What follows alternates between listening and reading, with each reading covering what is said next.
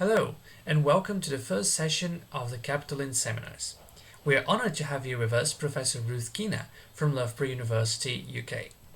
But before I introduce her and let her speak, I'm going to talk a little bit about the seminars and the dynamics of this lecture. These seminars are being organized by the Center for Studies in Political Thought, which is at least how I decided to translate what our Brazilian colleagues here know as NEP, because we felt that it would be interesting to invite some scholars that we have a connection with here in the group and that would likely be available for giving lectures at this moment to exchange some ideas, get in touch with a new audience, and although the new coronavirus affects people differently, and of course not everybody was able to attend today, we thought that for those of us here in the department in Brazil who are willing and able to attend, it would be something interesting as well. So the idea is bringing these different people together to talk about a common theme, which is republic. The name Capitoline Seminars is a reference to a moment in the history of the ancient Roman Republic in which the Roman people also had to, in a way, stay at home, stay inside the Capitolium for months on end to protect themselves against a common threat. And just like it was for them, the future is a little uncertain for us, and it seemed like a good idea to discuss the public thing, the Repubblica, the Republic. So, in the coming weeks, we are going to have Daniel Kapost, an American political theorist, but also Caius Thuori from Finland, talking about the Republic from the perspective of law studies. So, that will be interesting as well. And today, we have here with us Ruth Kinna. She is a historian and political theorist who researches anarchism, socialist thought in the 19th and 20th centuries, and contemporary radicalism. Among the books she's written are Great Anarchists and The Government of No One. She's part of the Anarchism Research Group and the Politicised Practice Research Group, co-edits the journal Anarchist Studies, and edits the series Radical Subjects in International Politics, Action and Activism. She's written for The Conversation, Strike Magazine, and The Big Issue, and has even participated in Russell Brand's podcast Under the Skin, you can check out as well. Kinna is going to talk to us about anarchism and non-domination, and then she's going to take questions. In the description of this video, you can find the article written by her and Alex Pritchard, which she references throughout the talk. We are sorry to say that, unfortunately, due to technical issues, we missed a few minutes from the beginning of Kinna's presentation. In it, she stressed that the ideas she's about to present are the result of a close collaboration with Alex Pritchard, and she introduces some of the anarchist thinkers she's going to be discussing: Pierre-Joseph Proudhon, Mikhail Bakunin, Peter Kropotkin, Leon Tolstoy, and Voltaire de Cleyre. She also then introduces the idea of freedom as non-domination and praises the new Roman Republican claim that it does not depend on any particular concept of what a good life should be. And as such, it is amenable to socialism, feminism, environmentalism, and so on.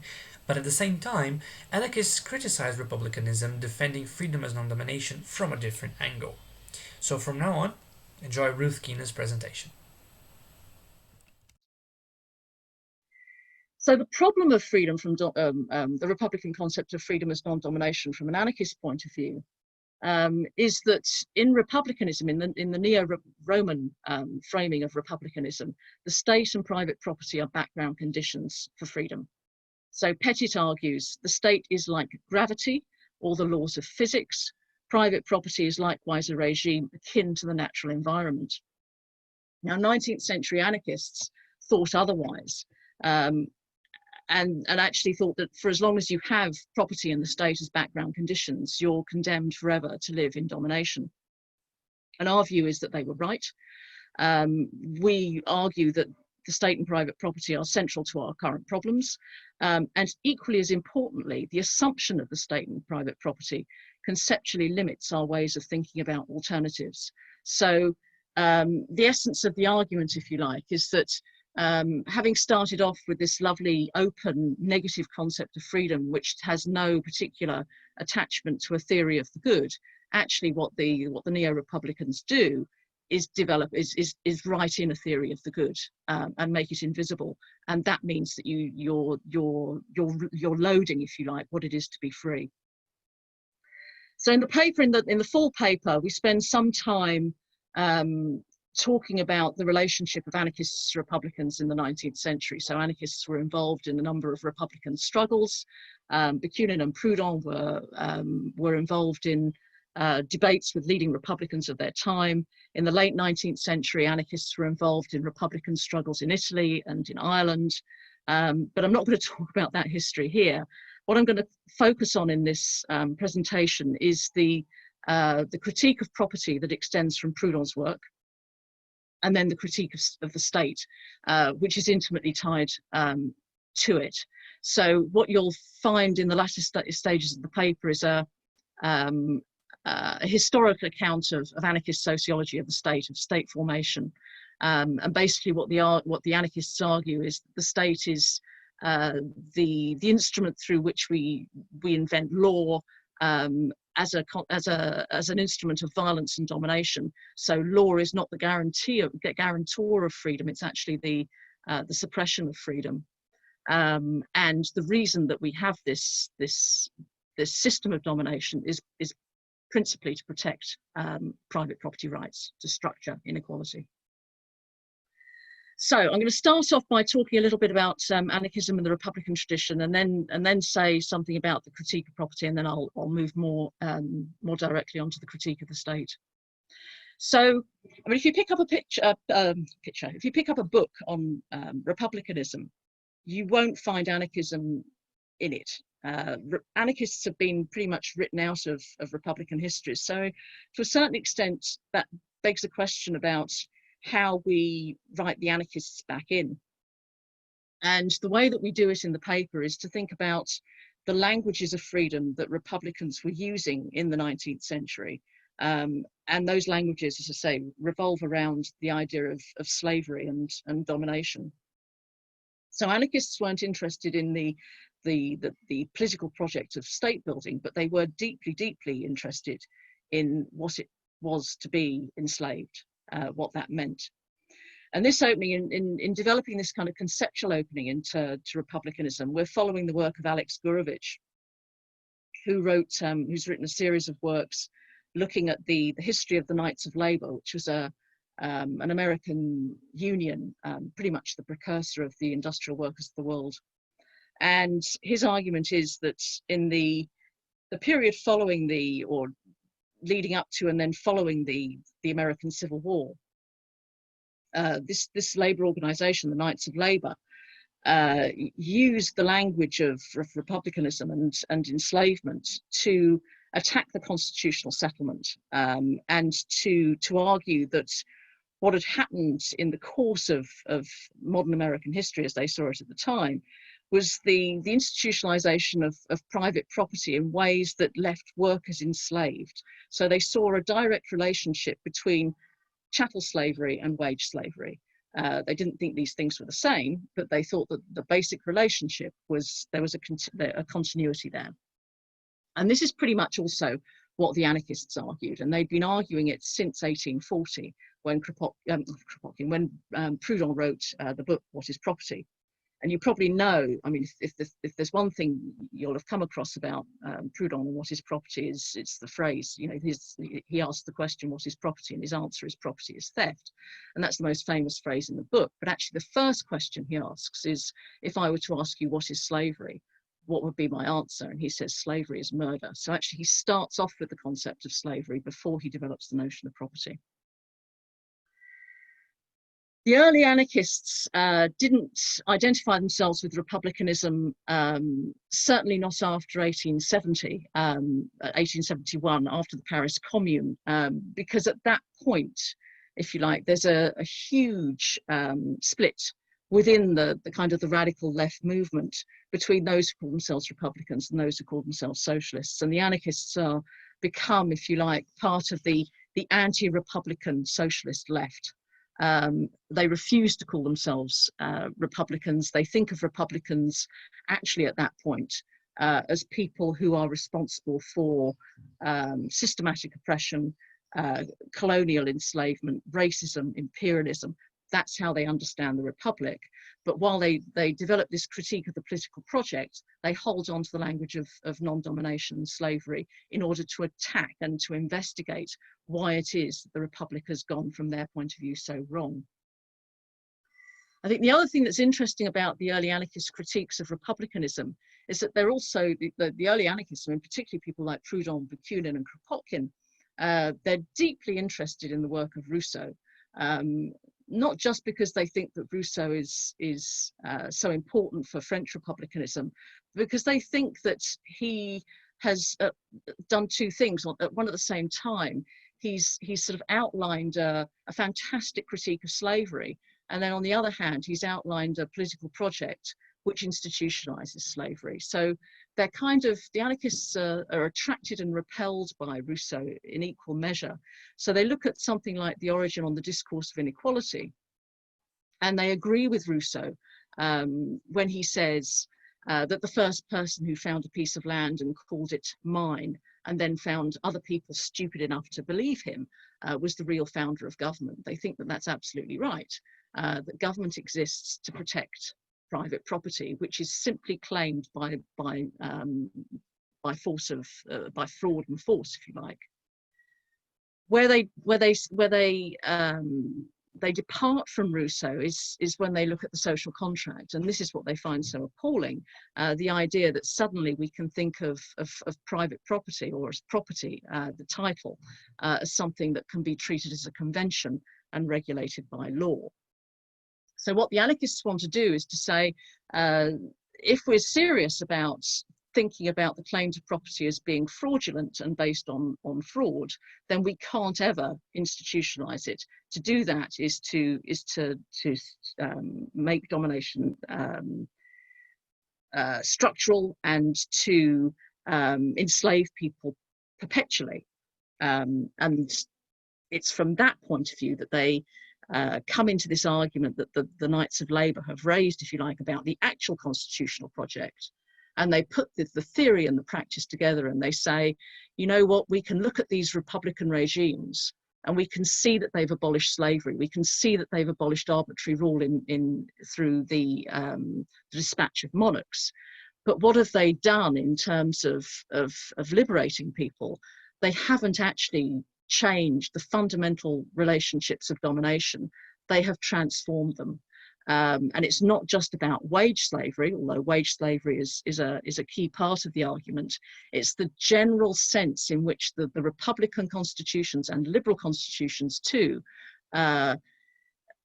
invent distinctions which make some people dependent on others and therefore dominate them.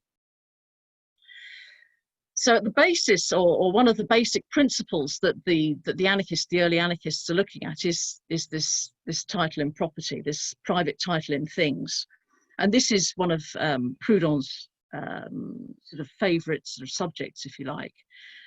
And what Proudhon argues is that property facilitates theft, basically, and the theft of value from those who actually produce anything that's worth anything.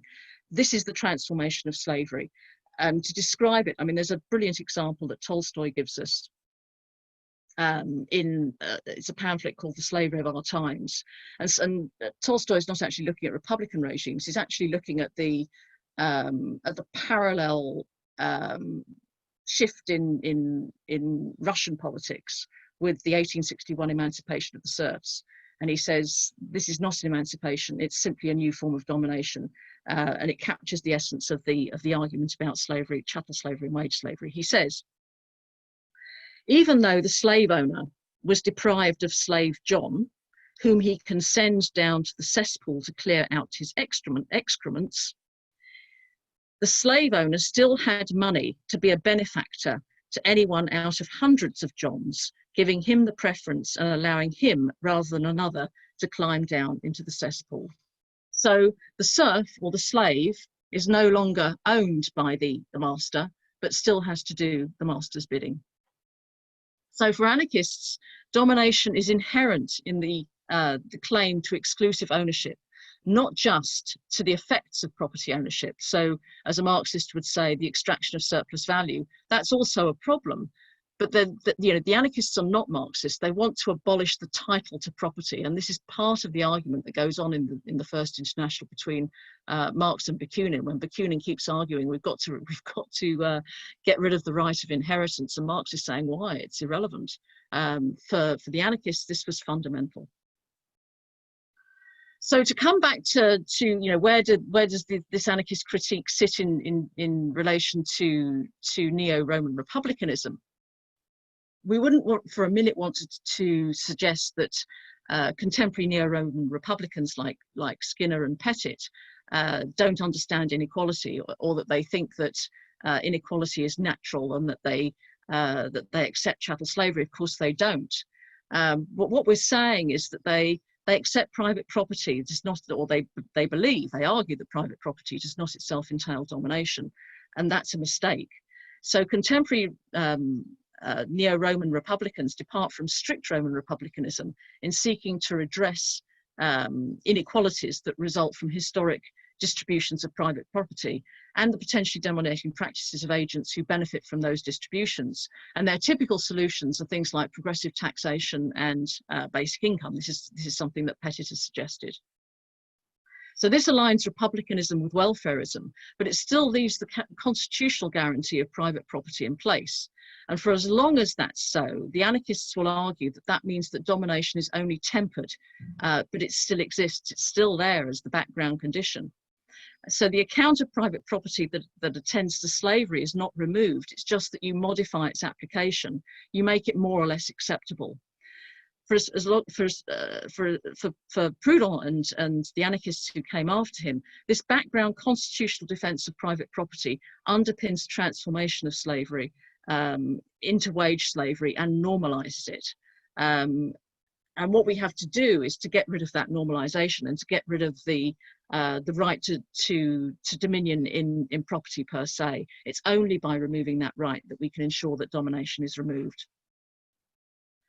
So the rejection of the constitutional guarantee of private property was the first aspect of the critique of republicanism. The second one is the critique of the state. And anarchists argue that the right of domination is central to state sovereignty, that the state is essential for the enforcement of the constitutional right to private property. So the state and private property are not separate things, they're actually entailed by each other, they're mutually constitutive. So what I'm going to do now is look at the anarchist concept of the state. So I just have some water.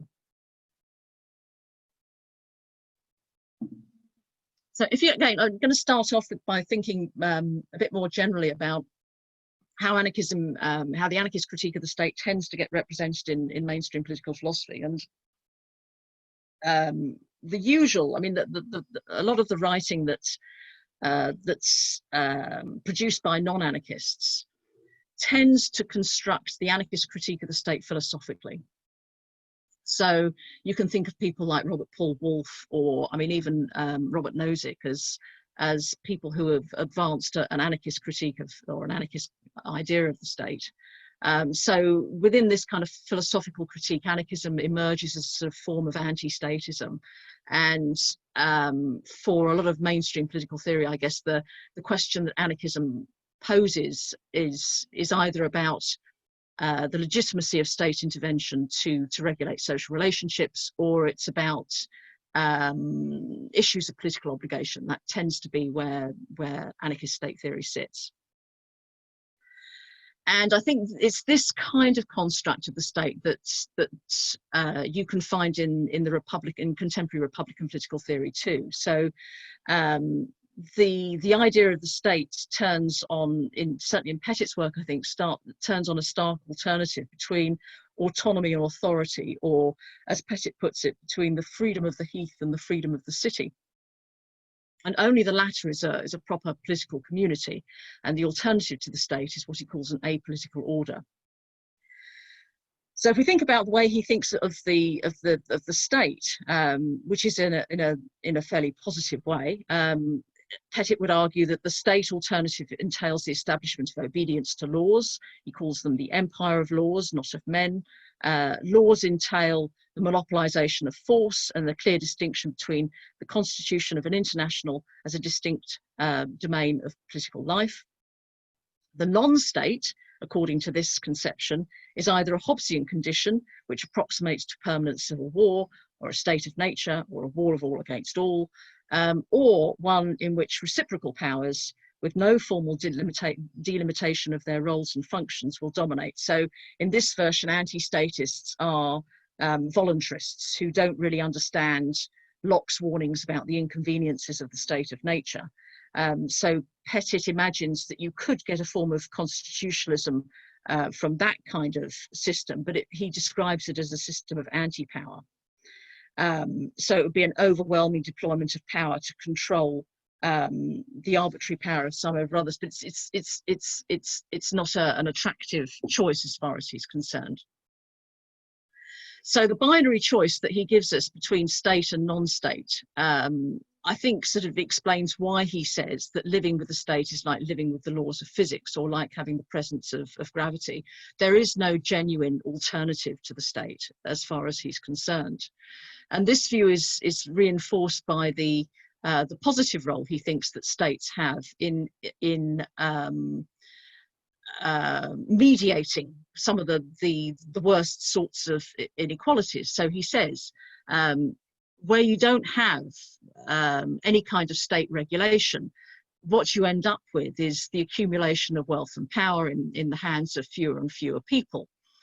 So the rich get richer in the absence of state intervention. And he says it's extremely unlikely that any spontaneous norms could resist the effects of growing economic accumulation and ensure the resourcing of basic liberties for the poor as well as the rich. So, you know, we might agree with that, but the anarchist account, if you like, questions the premises on which the argument is based, because this account of state intervention relies on a prior understanding about property, about the accumulation of wealth, which is predicated on specific conditions about property. So in other words, Republicans need a state because of the special way that private property operates. If you take away private property, there has to be another reason to have the state, or perhaps there's no reason at all. So the Republican claim that the efficiency saving of having a state outweighs the loss of liberty, for us sort of amounts to sharp practice, because what we're being asked to do is to imagine a false dichotomy. On the one hand, we can have a state, on the other, we can have chaos. So the idea of anarchy that this supports is a highly sort of unattractive and unrealistic and dangerous and chaotic condition. And what we want to suggest is that although anarchists are unstinting in their criticisms of the state, actually they don't really focus on the state as a philosophical construct. Actually, I mean, that's the one thing that they're so hostile to. They think it's a completely false way of thinking about what the state is. So instead of thinking philosophically about the state, they think in terms of historical sociology. And if we understand how the state comes into existence and the processes of formation, we're in a better position to judge by our concepts of non-domination, actually which institutions can do better by freedom. So what I'm going to do in this last section is to talk about the process of state formation and what that has to tell us about the anarchist understanding of law and the relationship of law to violence. So the person who spends, I suppose, the most time systematically developing an analysis of the state is Kropotkin.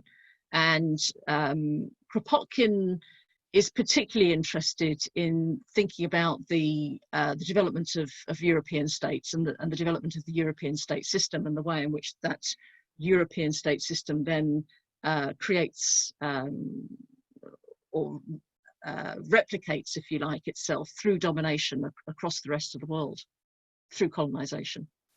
And it basically, the theory you get is an idea of the state as a colonizing force.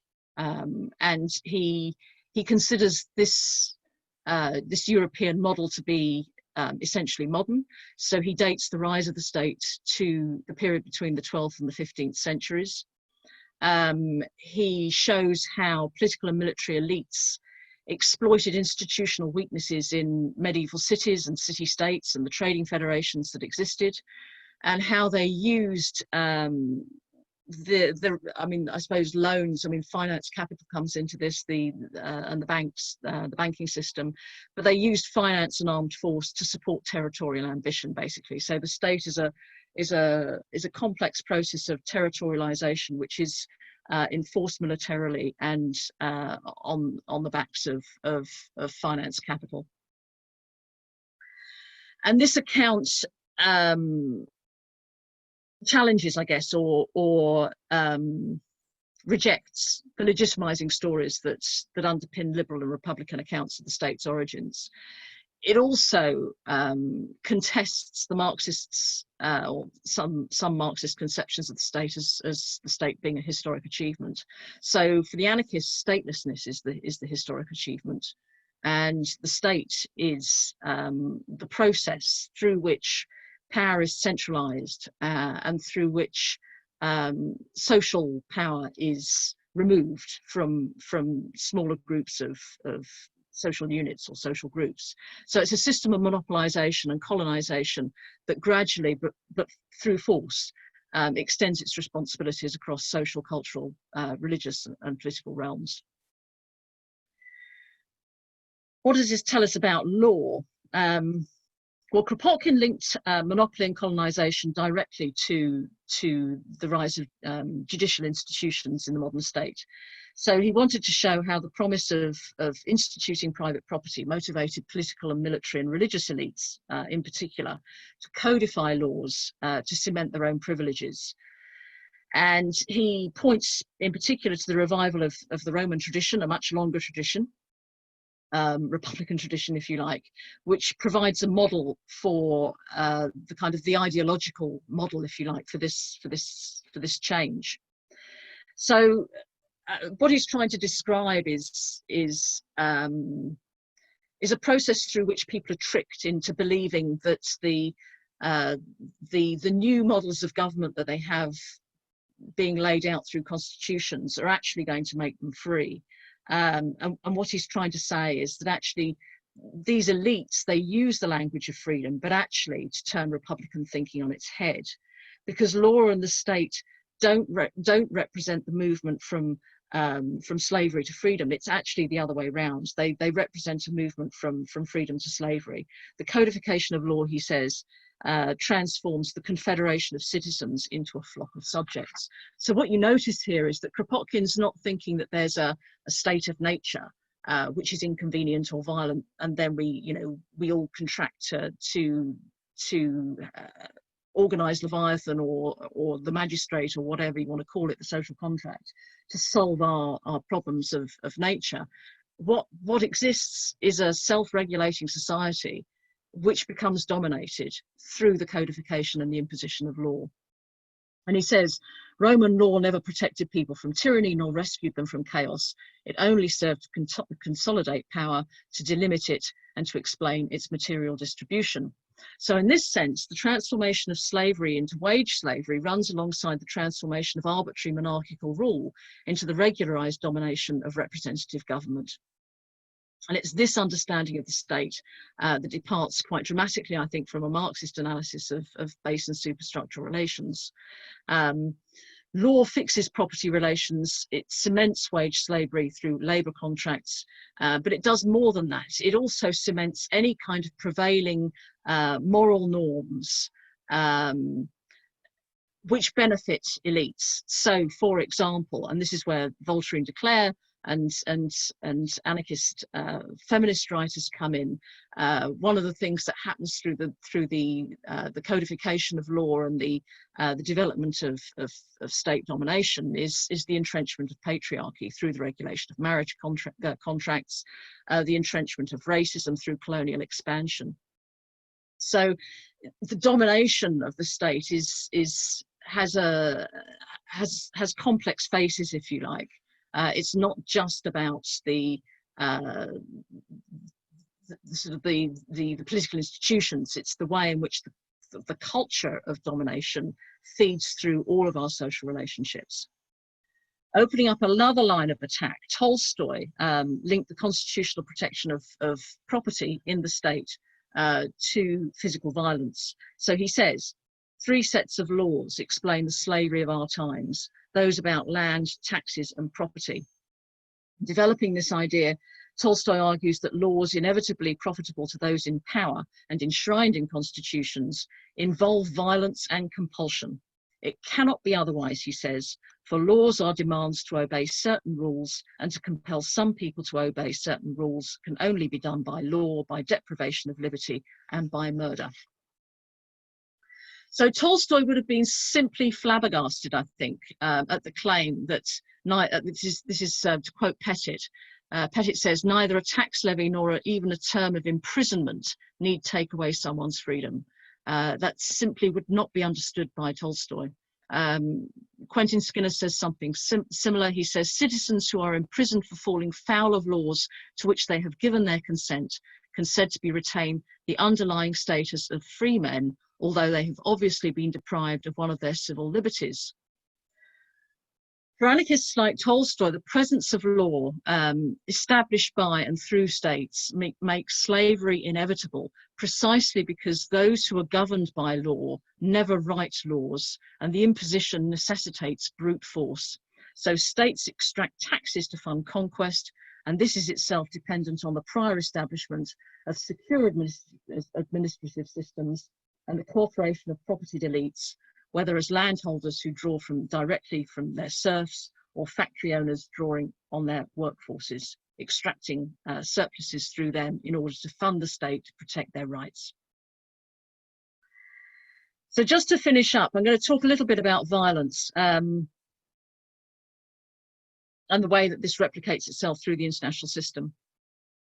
So Proudhon argued that the integration of war-making functions with state building was actually a hallmark of what he called militarism, and I think it's right to say that Proudhon coins the term militarism. And he argues that our institutions of justice, or what we call institutions of justice, are radically infected with violence. Justice and law are simply reflections of historic patterns of violence. These are inextricably linked. His understanding of state violence and the implications this has for the operation of the state system were generally absorbed by later activists. So Bakunin argues, when he's talking about state sovereignty, sovereignty, the drive towards absolute domination, is inherent in every state, and the first prerequisite for this sovereignty is the comparative weakness, or at least the submission of neighbouring states. So once you have a state, you're not just talking about domination within it, you're talking about a whole system of domination that can't help itself but be aggressive. Kropotkin thinks of the state, and when he anticipates Weber, I think, Kropotkin says, the state is a power placed above society, a territorial concentration, and a concentration of many or even all the functions of life in society in the hands of a few. It's an engine for stealing wealth by commanding the military. So whether or not states regularly use armed force, the monopoly of violence militarizes social life. It places the domestic and the external on a continuum. So this analysis means that it's pointless to expect that the state can be identified as an instrument of non-domination. It's enmeshed in domination, and it's driven by domination. So to come back to the starting point of Pettit's sort of understanding of the state and how he thinks of the state as fundamental to freedom as non-domination. Pettit argues that laws create the freedom enjoyed by citizens, and when you compare that claim to the possibility of a lawless, chaotic anarchy, it looks quite compelling. But I think when you set it alongside a historical sociology of the state, such as the anarchists develop, it looks less persuasive. So the anarchist account of state formation supports a conception of anarchy that mainstream political theory simply ignores, and typically reduces to an apolitical condition whose leading features can only be deduced from the state's absence. So let's assume the existence of the state, take away all of that infrastructure, and what do we have? We have anarchy. The anarchists are arguing the other way around. the state is actually something that's imposed upon societies that regulate themselves. Domination may well exist within them, but we don't need the state to resolve the problem of order. Recovering this anarchist sociology of the state explains why, for anarchists, domination is at the heart of private property and statehood. So these institutions, for anarchists, these are not historical accidents. The result of decisions, or the unintended consequences of political decisions that have been taken by Republicans and others to structure the world in the interests of elites. Domination is ideologically and structurally core to modern capitalism, and any attempt to realize non-domination as a transformative principle must at the very least call these institutions into question. And to the extent that republicanism fails to do so, it's moralized and it's conservative, small c conservative. The legitimacy of the state cannot be defended with reference to the principle of non-domination, because it implies a whole range of secondary moral commitments and the evocation of substantive conceptions of the good, which are themselves outlawed by the pure negative theory of freedom of non-domination that Republicans want to defend. So to conclude, I mean, the aims of the paper really were to try and suggest that there is something distinctive in anarchism, and I think that is a particular take on freedom as non-domination, one that strips away the state and private property as background conditions, and to recover a set of arguments that I think have some purchase in our contemporary political theory. Because when we talk about anarchy as non-domination, and we think about the attack on the state and the constitution of the state, and the liberal constitution in particular, the choice that anarchists give us is not whether to have a constitution or not. It's how we think about the constitution, and whether we should think about the constitution as a settlement which inevitably will cement domination and patterns of domination in particular ways, or whether we should return to the idea of non-domination, take out all of the conceptual baggage in order to really scrutinize where systematic domination exists, in order to maintain our vigilance and to continue thinking about constitutionalizing, not as a settlement, but as a process. I'll leave it there.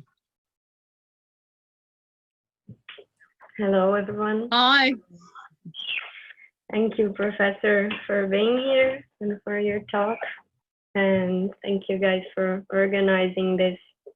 I have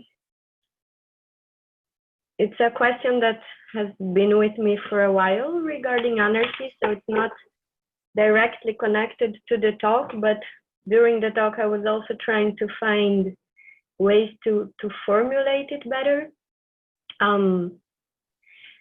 I try to think about anarchy among other species or in other organizations in nature, and I used to think of nature as a reference for anarchy, that we could try to be more similar to these spontaneous and not structuralized and non-centralized organizations.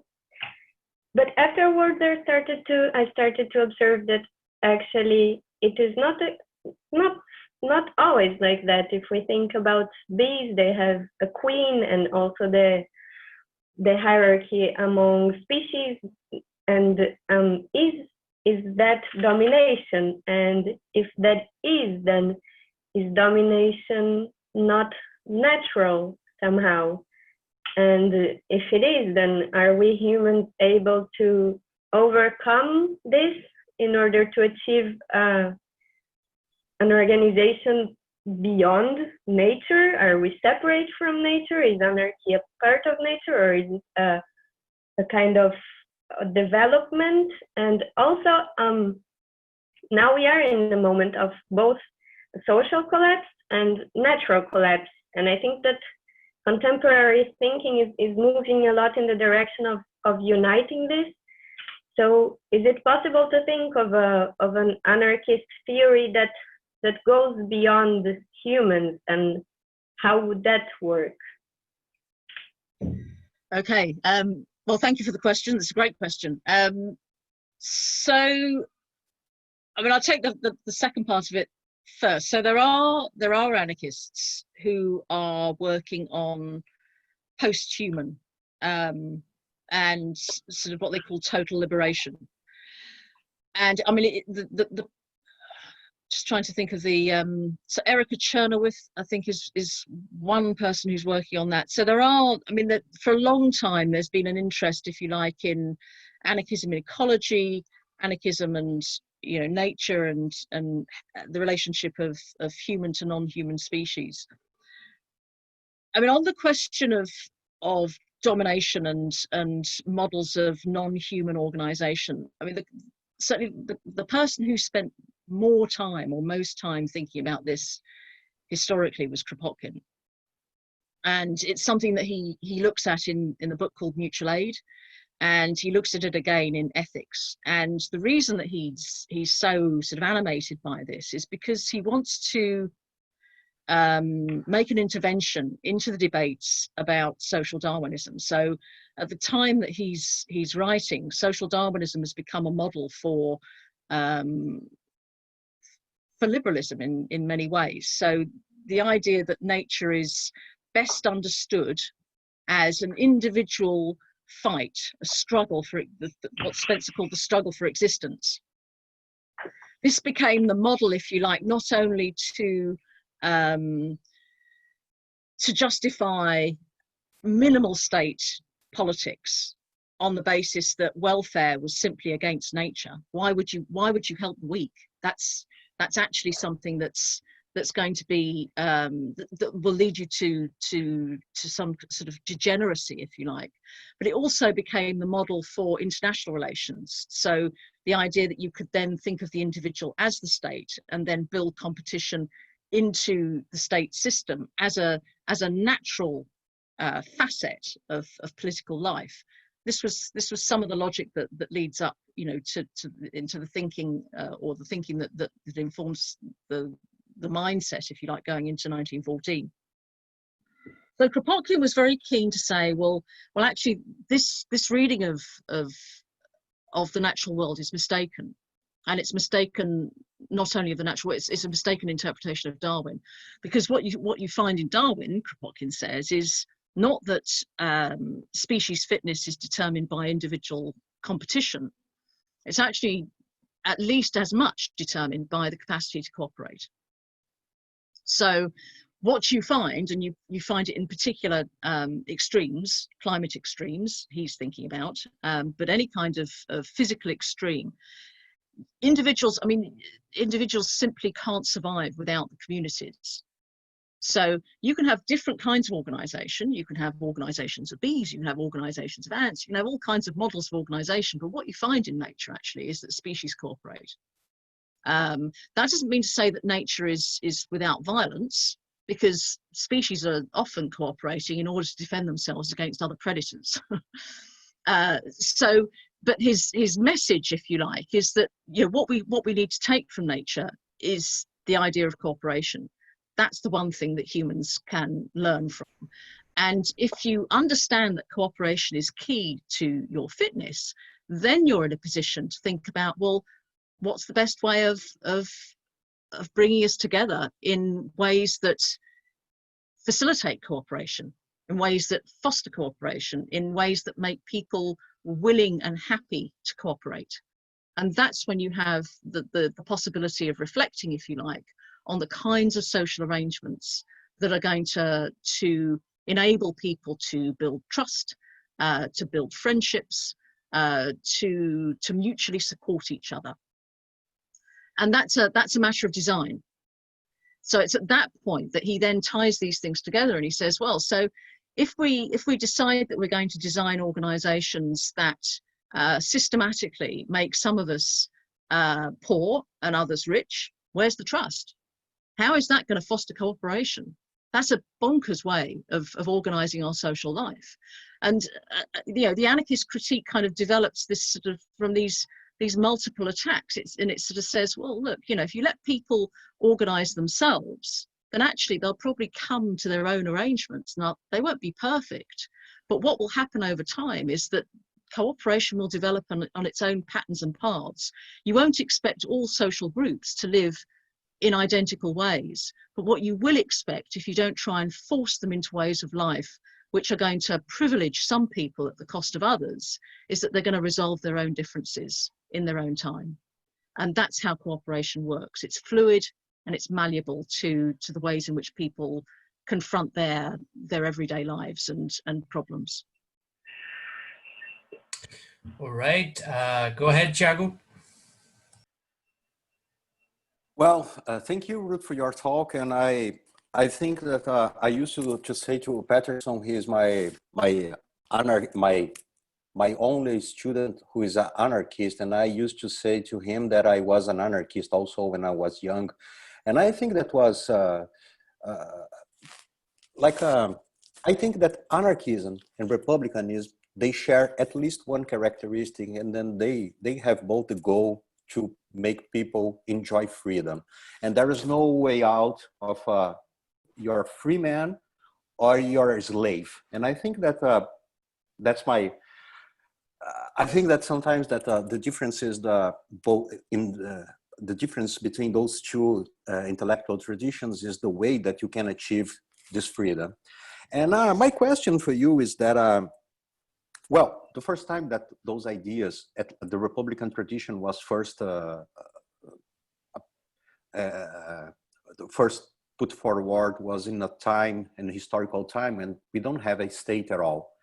And but right now we cannot think about our political order or something like that, and not taking the state as a central concept or a central entity to take care of our society. So my question is that so eventually those critics, those anarchist critics from the 19th century, they are taking the state as a historical reality. Mm-hmm. And I think that no one can deny that during the modern times, the state was a promoter of domination and slavery and a lot of things that we can think about Africa in the 19th century, and that's enough to us to understand that. So my question is, perhaps it's not about what states means in a historical approach, but what the state can be, or what the state can do to help us to achieve freedom. So in that sense, I don't know if I make myself clear, but the idea is not to take as the same thing the state as a historical reality, and the state as an effort of a society to get together and share common goals and put forward a plan that is not for dominate no one or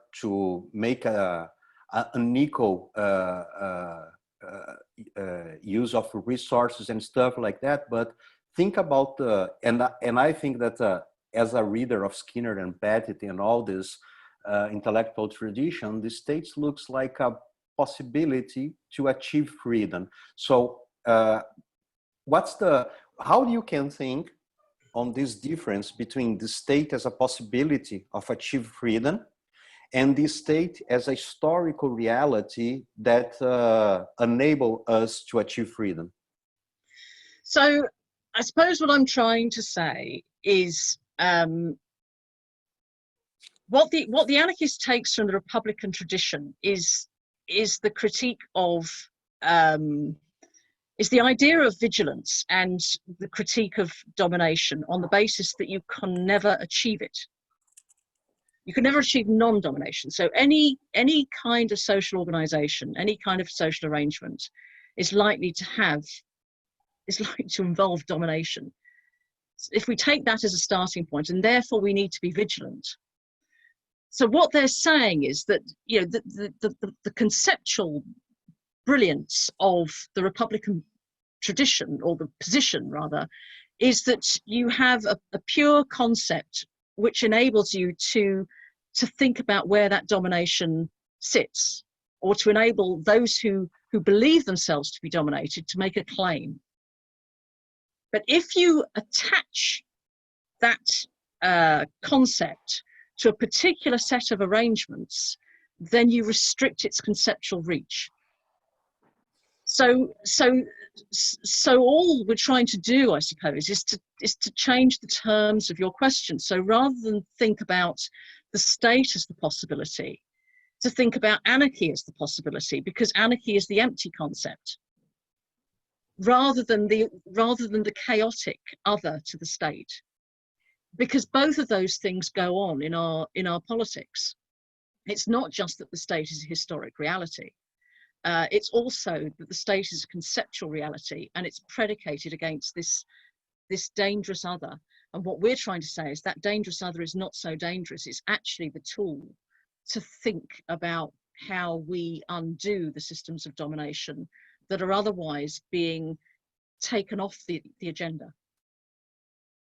For as long as you say, we can't, we have to have this law to protect this right of property. For as long as we have that, then we're limited in what we can do. We can tinker, we can democratize, we can do lots of things, but we're not going to get rid of that basic structural inequality or the violence that's required to enforce it. And we know, even in the last 50 years, that actually that right of ownership has resulted in even greater differentials between the best off and the least well off. And there's no sign that that's going to be slowing down. So the concentrations of power and wealth have become even more extreme and extraordinary. And for as long as you say, but actually we can't talk about those protections, I don't see that there's a way of really thinking hard about how you would want to change your social arrangements. And democracy then, from where I sit, if you like, becomes a bit of a straitjacket too, because you could, and we have so many examples of it, since 2011 and the last wave of protest movements. Lots of people, the slogans, we're the 99%, and we need to fundamentally change the inequalities, but you can't. How do you do that except through the systems that actually uphold those protections? And you can't expect your representatives to be superhuman. Whoever you elect is going to be enmeshed in those power relations and necessarily has to control them. And I think what's really interesting, although it is scary and frightening about what's going on now, is that some of those systems are actually beginning to collapse. I mean, these economic systems are beginning to collapse, and it's really not clear what's going to happen to protect the interests of those who have actually got a lot to lose. And I would put the democracies in that bag, because democracy itself can only do certain things. So my appeal, if you like, is to think conceptually from the point of view of the anarchist rather than the statist, because the statist is necessarily conceptually restricted. Thank you. All right, now it's Francielli's turn. Go ahead, Francielli. Hi.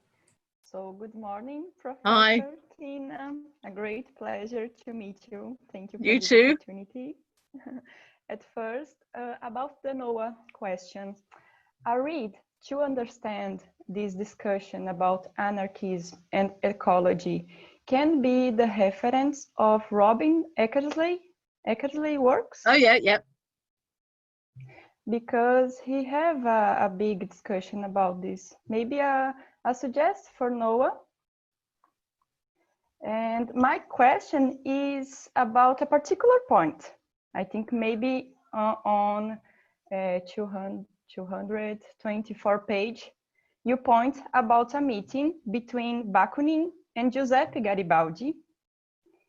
And this Italian revolutionary had a big influence of the libertarian history of Rio Grande do Sul, a southern state here in Brazil. Mm-hmm. So if you have anything else to talk about it, it's my question. I'm afraid I don't. I mean, my attention was drawn to to that by another colleague, Brazilian colleague who came, is an anthropologist who came to Loughborough about 18 months ago now, and that was the first I'd heard of it, and I've not been able to find out any more since, but it's a really fascinating connection. And I know also that I mean, there was, I think, at least one or perhaps two, I'm not exactly sure whereabouts in Brazil they were, anarchist communes set up in the 19th century, the late 19th century. So I suppose Brazil was seen as at that point as a you know, a territory that where people could find spaces, if you like, to regulate themselves. I mean, out of Europe, I mean, there were quite a lot of movements in the 19th century, I mean, to Australia as well, where the state had not kind of established itself with the same kind of rigor, if you like, as it had done in Europe. So some anarchists were attracted to Brazil, but I don't know, I'm not familiar, I mean, I'm not well enough informed about the history of anarchist movements in Brazil, but I know, I mean, there is a lot of scholarship, historical scholarship going on now. So I could probably dig some things out for you, or find some information, but I'm afraid I can't really answer the question. Very interesting anyway. Thank you. Thank you. All right, go ahead, Marlio. Okay, first, of course, thank you, Professor, for your lecture. It was very interesting. I totally agree with you that some of the new Roman theorists do not clearly realize that their concept of non-domination is attached to a substantive concept of good, a specific and substantive concept of good. For example, Cicero in these remains seemed to have more clarity about this. For Cicero, the Roman Republic exists to guarantee to each one what is his, sum quicet buere, especially the rights of the Roman citizen, such as private property, of course, or the right of provocatio. So Republican thought is committed to a state of affairs. Mm-hmm. Cicero's thinking is not committed, for example, with our modern ideal of equality. So a Republican constitution that rejects this notion, constitution as process, would have to exclude some fundamental liberal rights. As you said in another point of your article, this is a labor of Sisyphus. So my question is, what would be left of constitutionalism in this case? What would be the criteria for constitutional review and the link between constitutional review and the guarantee of freedom? Okay, so we've done some work looking actually at the ways that leaderless groups organize themselves to try and think about what constitutionalizing might involve. And we've come up with, I mean, the central point, I guess, is that the difference between an anarchist constitution and a non-anarchist constitution is that the anarchist constitution doesn't have a single point of authority. So you have different nodes, if you like. So you can, but otherwise you can have a lot of what goes on actually in leaderless organizing looks remarkably similar to a Republican or a liberal process. It's just that it doesn't have this fixed point. So, and I mean, I guess, I mean, the difference of language is also important. So when people talk about rules, they're not talking about laws because they're talking about something that's necessarily fluid as opposed to something that's codified and based on a third-party decision. So one of the principles is that you're involved in a process which is based on direct action as opposed to representation.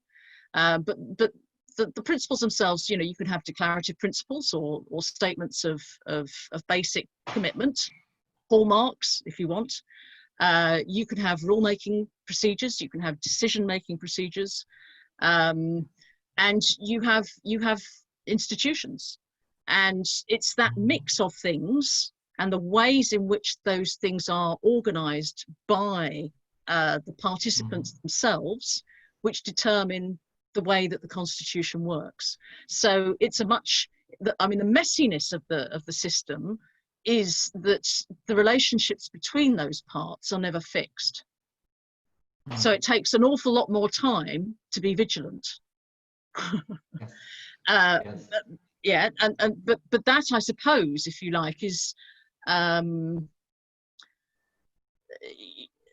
the, you know, the priority of politics that comes through, and I think that is a kind of Republican thing. You know, the anarchists take seriously. Well, if you want egalitarian politics, you have to commit to it. You can't expect someone to do it for you. But the benefit, I guess, of thinking about what goes on in these leaderless groups as constitutionalizing, as opposed to just democracy or self-organizing, is that if you can make people aware of the complexity of what they do, actually there are ways then that they can start to control that. And we've tried to formulate ways in which you can constitutionalize as an anarchist, as a sort of like a toolkit. So what would you need to be aware of if you wanted, you know, if you start from the position of you want to avoid domination and you want to avoid the entrenchment of power and privilege, then what are the sorts of things that you need to think about, and what are the kinds of mechanisms that you need to build in, just as you would as a constitutionalist. But you're telling people from the outset, if you like, that this is never finished, because what we imagine today as being domination may not appear to be domination tomorrow. You know, that we can't, and that's the process. But I think you can break these things down, and I think you can, you know, not I mean, formulate's the wrong word, but you can identify the elements in ways that help people then organize constitutionally. And I think anarchists actually do it all the time, but they just don't like the language. And because they don't like the language, they tend to ignore or downplay those kinds of processes and call it something else. And I think that's to the detriment, actually, because I think there's something really radical in thinking about that way of thinking from the bottom up. And yeah. Okay, thank you. All right. So do we have any other questions at the moment? Let's see if some people still want to write in or maybe speak.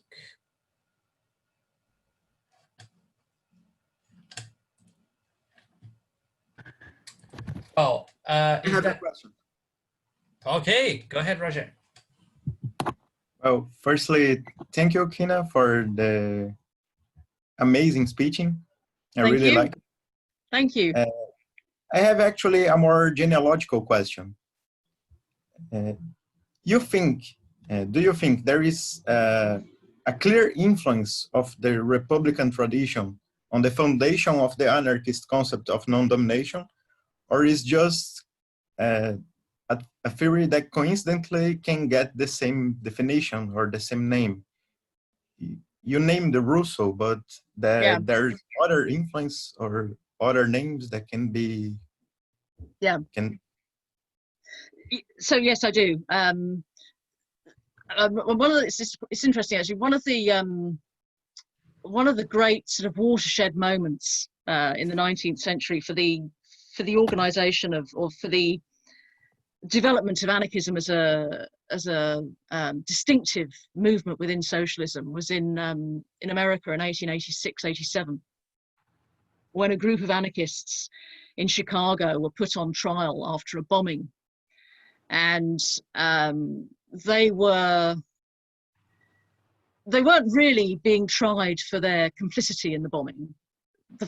The reason that they'd been arrested was because they were prominent labor leaders, and it was enough to show that they were anarchists in order to convict them on the basis of incitement and conspiracy. And it became a very famous trial because eventually 4 of them were executed. and the trial was rigged, and it, you know, it was a complete miscarriage of justice, and the sentences were quashed some years later, but you know, they were dead. But one of the things that happens in the trial is that the anarchists are given the opportunity to defend themselves. And what they do is that they don't try and defend themselves against the charges. Actually, what they do is that they stand in the dock and they explain why they're anarchists.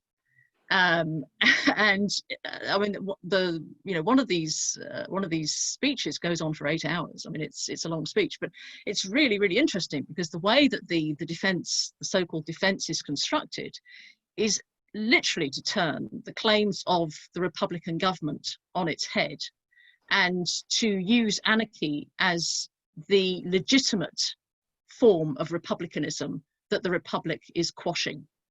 And their argument is the very fact that we're on trial for being anarchists is actually an indication of the extent to which you've lost touch with your principles of non-domination.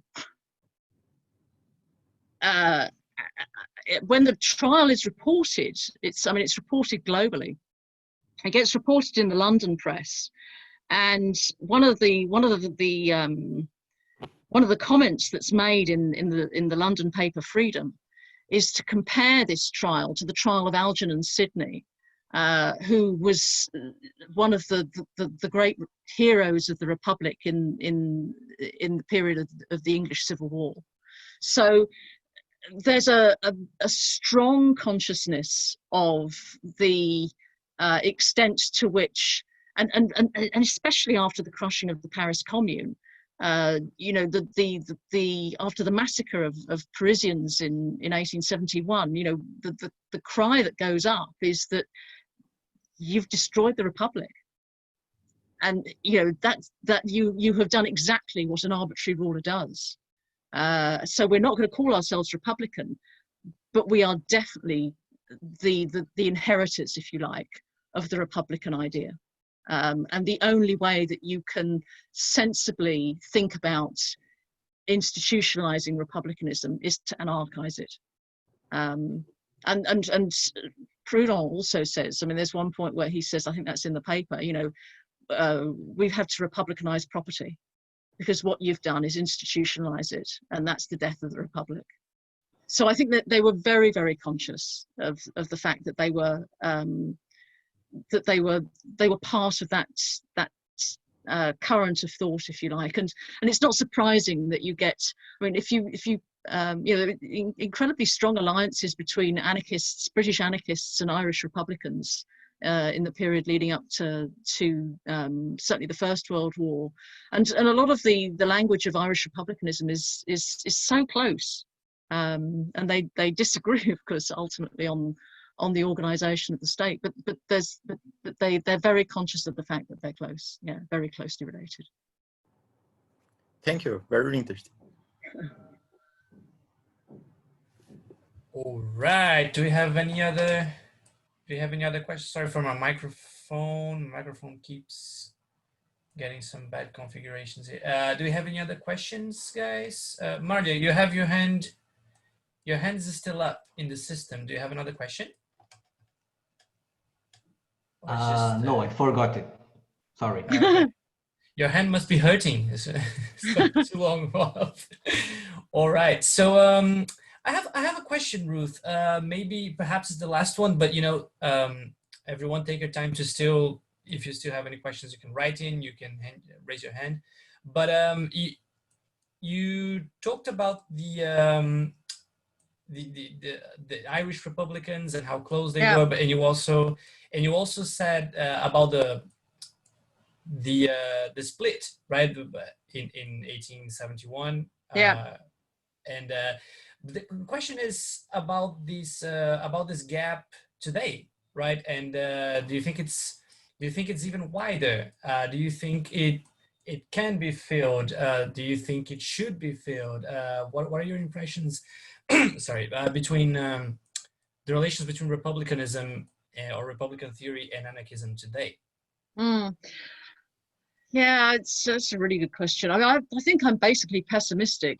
I mean, I mean, I think the last,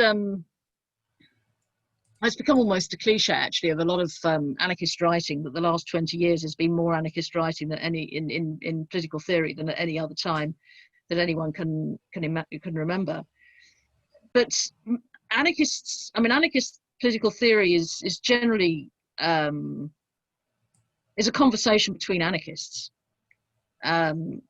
And I suppose part of what we wanted to do by talking or by intervening directly in an extremely well-known debate was to try and show where some of these overlaps lie, because I think anarchism is so badly understood in the academy, if you like, that I mean, you know, in a sense, I'm not surprised that it looks like nonsense, and it looks like there's nothing for anarchists that they have to contribute, because this prejudice about anarchy being the other to the state is so strongly entrenched, and for as long as that remains the case, then I think anarchism has very little purchase. And the history of anarchism from the 19th century, and the eclipse of anarchism, if you like, by Marxism, even though you know, anarchism has kind of made a return since '68 and all the rest of it, it seems as if it's it's limited to social movements. It doesn't seem to have a coherent politics to say anything to mainstream political theory. But as I say, I mean, part of what we wanted to do was I think that you know, anarchists have to engage in the mainstream and put the argument out there, because for as long as they just talk to each other, then I mean, that's a good thing, and people can learn from that, and it's a real step forward. But you need to show where the relevance to these, you know, very well established lines of or currents of ideas lies, and that's where I think the task is. Okay, very well.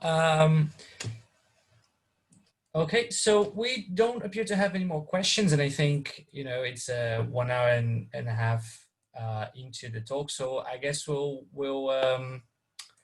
finish here. So yeah, thanks everybody for watching this presentation, this lecture, and thank you, Ruth, so much for talking to us today. well, thanks for having me. Thank you, Ruth. Thank you so much.